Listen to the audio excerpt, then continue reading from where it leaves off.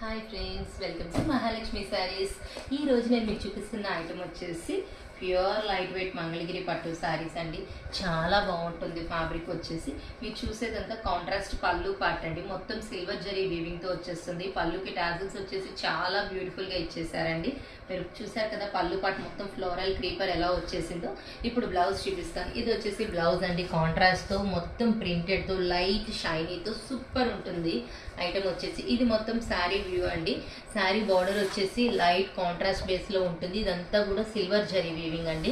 మొత్తం పైనంతా కూడా 3D floral print. Soft and light weight fabric అండి. చాలా చాలా బాగుంటుంది.